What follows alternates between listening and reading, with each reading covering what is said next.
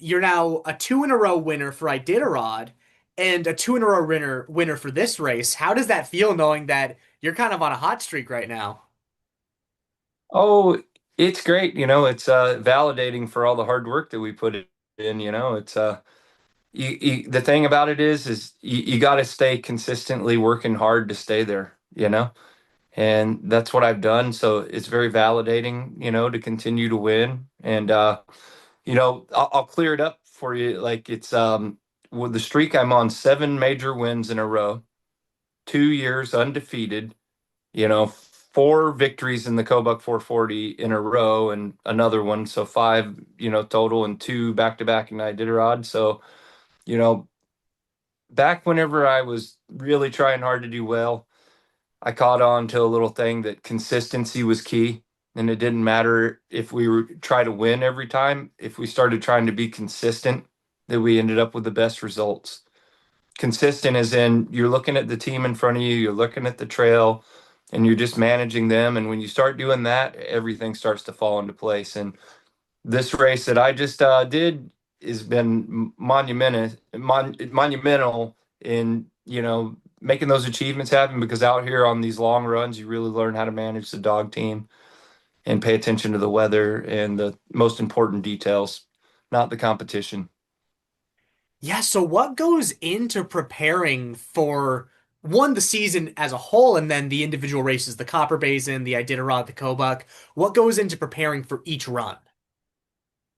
As the season as a whole, it never stops for me. It's like you would think, okay, we just, accomplished this third win that we're going to take a break. There's no break. I'm working on getting flown home. I'm going to have snow and good training for about the next month and a half, and I'm going to be out there training the next generation of dogs. The younger dogs, and then I'll be building a program through the summer of hiking and training with them and conditioning and breeding. The future teams. So you have to be committed 365 days a year. And for the individual races, like my main goal is Iditarod always. So I'm using these races to train and set up for Iditarod. So just try to do the same exact preparation for them. Nothing too special. Yeah, and so this Iditarod race was pretty special. It's the most mushers we've had in a while, I think. With that in mind, is that exciting to know that there's a newer generation getting involved in this? Yeah, no, there's a lot of nice younger people that are getting involved, and that's what it takes to sustain the sport. And for me, my goal is to be a great ambassador for the sport that I love, a role model, and help people out that are coming up and starting in the races, with advice and encouragement and being a good champion. I want to see the best for the sport and for Alaska and all the communities that it travels through in the future. Where do you see the sport going now with this new Iditarod, with Kobuk, with Copper Basin? Do you see mushing going anywhere in the near future? Oh yeah, I think it's going great places. I think it's a great sport, and I think it's people are inspired by it worldwide.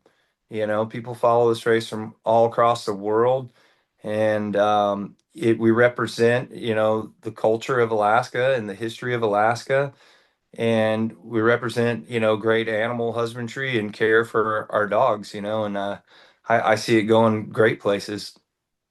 What do you I think it see a is? lot of young mushers that are, junior mushers that are going to be better than we are, and that's, our job is to pave the way for them. What do you think it is about mushing that draws so many people to watch it all around the world? Well, I think here in Alaska, personally, I think it's the communities and the community involvement and the, relationship. And that's not much like the, past where people were using their dogs and traveling and laying over at places, roadhouses, villages, communities. And I think it, just kind of ties everybody together, especially during the winter. It's been a long, tough winter. People are excited to see something, coming through town. So you don't think mushing's going anywhere? Oh, I do think it's going somewhere. Yeah, yeah. Oh, you No, mean going yeah, yeah. anywhere, as in no, I meant like the no, bad going anywhere. no. Mushing is here to stay, man. I mean, it's a great sport and great dogs and great people. With all that going for it, yeah, I think it's headed great places. Yeah, and so with Can't Stop Kennels, the kennel that you're a part of, where do you hope the kennel goes in the next few years? You know, I'm gonna keep shooting for that high ceiling, like I said, I'd be crazy to not go for the best case scenario. So, you know, my friend I'm staying up here with, I was talking about kind of some my plans, and he was like, "Well, dude, records are made to be broken, you know?" And so I'm gonna just keep chasing, trying to break records. I don't see myself racing the Iditarod after 50 years old. I'm 44 years old right now, so I have 6 year window of opportunity to make some great things happen, for my legacy in the sport. And I don't know if that really matters much to me, like the legacy after I'm doing this, but what matters to me right now is that, I have a wonderful opportunity that so many would be, you know, wish they could have. And for me to not go 100% at it is to forsake the gift. Yeah, do you feel that that 50 years old cutoff, is that a hard cutoff, or do you think that you're gonna kind of think about it as you get closer to that age? No, that's a hard cutoff for me for Iditarod. I'm not saying for dog racing and mushing, I hope to be a part of dog racing and mushing, for the rest of my life. It's such a impactful thing in my life. And I feel like I've been the benefit of so many volunteers that make these races happen. I see myself being a volunteer in the future, but for Iditarod, hard cut off at 50 is just too hard on your body, and if you got to get something else going for yourself at that point, you don't got long, maybe. Yeah, and so unfortunately with this Iditarod, we had a few mishaps. A dog did unfortunately pass on the trail. Some teams had to bow out for their dog's safety. Do you feel, yeah, just what are your thoughts about this kind of just what happened this year with the dogs?